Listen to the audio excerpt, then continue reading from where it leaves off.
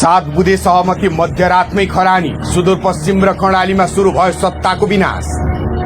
4 महिनामै संकटतर्फ बालेन सरकार। रवि बालेन सम्बन्धमा दरार, स्वर्णिमको बर्खास्ती र विदुषी राणाको चर्चा। दर्शक, राजनीतिमा चतुर मानिने, आध्यात्ममा औधी विश्वास गर्ने भारतीय प्रधानमन्त्री नरेन्द्र मोदीले साउने सोमबार पारेर नेपाल आउने तयारी गरेका छन्। सम्पत्ति छानबिन आयोगमा सर्वोच्चको ब्रेक। 2000 उजुरीको के होला? शरणार्थी काण्डमा ठूलो फैसला। पूर्व मन्त्रीहरू जेल जाँदा इन्द्रजित राईलाई 75% कैद छुट किन?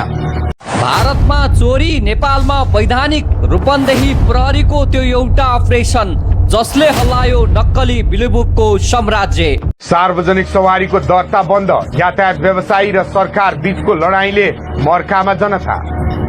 जेन्जी आन्दोलनका शहीद परिवार र घाइतेलाई बालेन सरकारको ठूलो घोषणा। परिवारलाई जागिरदेखि 15 लाखसम्म बिना धितो ऋण। 66 पालिकाका सुकुमवासी र अव्यवस्थित बसोबासीसँग बालेन सरकारले मागो निवेदन। 35 दिनभित्र निवेदन नदिए अवसर गुम्न सक्ने।